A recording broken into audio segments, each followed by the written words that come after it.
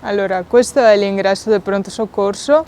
e il paziente Covid sospetto arrivava qui, da cui prima entrava dalla tenda e veniva gestito dalla protezione civile e invece adesso lo gestiamo attraverso il pre-triage, dove c'è un operatore che rileva la temperatura e attraverso una scheda di pre-triage lo indirizza su percorsi dedicati nel caso fosse un sospetto Covid, per cui il paziente dopo viene fatto entrare.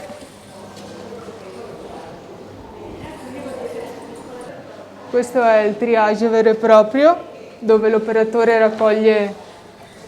raccoglie i sintomi e decide a quale area destinarlo. In questo caso il paziente veniva fatto entrare e veniva fatto accomodare in una delle aree di isolamento, chiamiamole così. Questa è la postazione allestita, allora abbiamo tutti i dispositivi per le varie procedure sul paziente, quindi prelievi, elettrocardiogrammi, terapie varie. Poi abbiamo il monitoraggio, la barella e qui abbiamo tutti i dispositivi di protezione, abbiamo le visiere, i camici, le maschere filtranti e tutto il necessario per la sanificazione delle attrezzature quando finivamo di visitare il paziente. L'esperienza di questi 3 mesi insomma, ci ha insegnato che il nostro lavoro, che è per sua natura adattabile, deve essere sempre più adattabile e quindi dobbiamo espandere la nostra capacità di isolare i pazienti, di vederne e osservarne di più contemporaneamente in attesa del chiarimento se sono infetti o meno o se hanno problematiche di qualche tipo che ha bisogno di successivi trattamenti. In realtà questo è stato in parte previsto nella progettazione del pronto soccorso, perché alla nostra sinistra si vede una porta metallica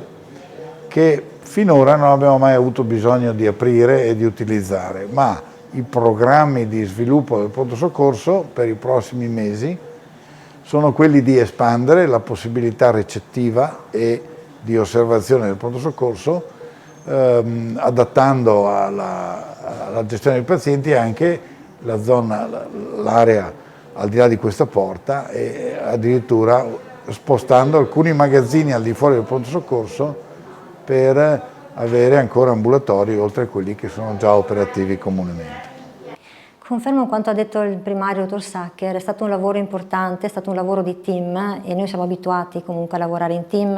il nostro lavoro di squadra e mi permetto di dire che sono convinta, ma lo dico anche a nome degli infermieri, che è uno dei lavori più belli del mondo. Abbiamo la possibilità di aiutare le persone e in questo periodo è stato importante saperlo fare non solo dal punto di vista pratico, cioè utilizzando gli adeguati DPI, utilizzando anche in maniera adeguata le varie direttive che ci venivano fornite dalla direzione, dal nostro primario e anche da altre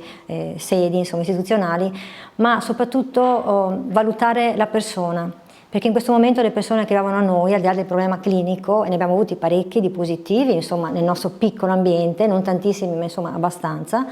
ma soprattutto tante persone che avevano paura e che devono essere consolate, aiutate. Questo in particolare perché, come si sa e si è visto anche in altri momenti, insomma anche per i vari telegiornali, le persone che erano qui non potevano comunicare con i loro cari. E quindi il nostro ruolo era anche quello di fare da trade union, appunto, fra le persone che erano qua dentro, che stavano male, che spesso temevano anche di morire,